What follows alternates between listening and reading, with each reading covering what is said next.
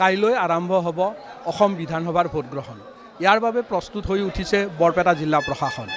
বৰপেটা জিলাত 1121টা polling station আছে আৰু আজি যি পলিং বিষয়া বা প্ৰিজাইডিং বিষয়া আছে তেওঁলোকে ভোটগ্ৰহণ কেন্দ্ৰলৈ ৰাওনা হ'ব। আমাৰ লগত আছে নিৰ্বাচনী দায়িত্বত থকা অতিৰিক্ত আয়ুক্ত কৌস্তভ কলিতা।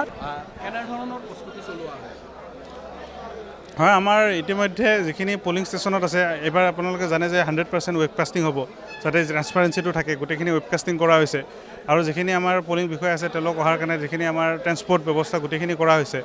আৰু তেওঁলোকৰ এতিয়া আহাৰ গ্ৰহণ কৰিব, ৰিফ্ৰেছমেণ্ট চাইলেও গোটেই ব্যৱস্থা কৰা হৈছে। আৰু নিৰাপত্তাৰ পিনৰ পৰা আমাৰ পাৰ পলিং ষ্টেচন আমি দুগৰাকীকে পুলিচ বিষয়া দিয়া হৈছে।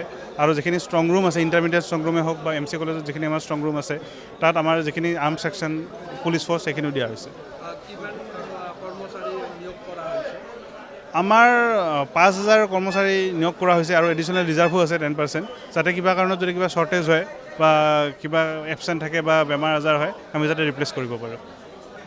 হয়, যিখিনি আমাৰ 123টা পলিং ষ্টেচন আমাৰ P-2 বুলি কওঁ, মানে যোৱাকালি ৰাওনা হৈছে, সেইখিনি আমাৰ অকণমান দূৰত্বটো বেছি।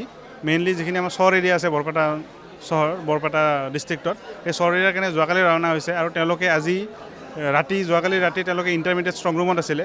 আজি ইণ্টাৰমিডিয়েট ষ্ট্ৰং ৰুমৰ পৰা তেওঁলোকে নাও বা ট্ৰেক্টৰ তেনেকৈ নিজৰ ভোটগ্ৰহণ কেন্দ্ৰত যাব। ৰাইজক এটাই আহ্বান জনাম যে আপোনালোকে আহক, ভোট দিয়ক। আমাৰ যিখিনি নিৰাপত্তাৰ পিনৰ পৰা গোটেই ব্যৱস্থা কৰা আছে, একো তেনেকুৱা ভয় খাবলগীয়া বা তেনেকুৱা ভালনাৰেবল আমাৰ ইয়াত একো নাই। আমি ইয়াতে ভোটিং পাৰ্চেণ্টেজ যথেষ্ট বা 90%। এইবাৰ আশা কৰিছোঁ সেইটো ট্ৰেণ্ড যাতে কণ্টিনিউ হৈ থাকে।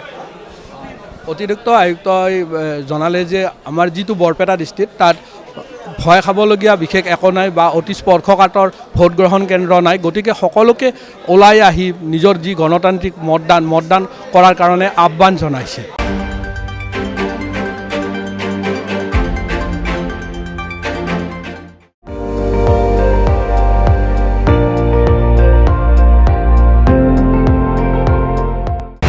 আপুনি চাই আছে ND24, সৰ্বশ্ৰেষ্ঠ নহয় সৰ্বোত্তমৰ দৌৰত।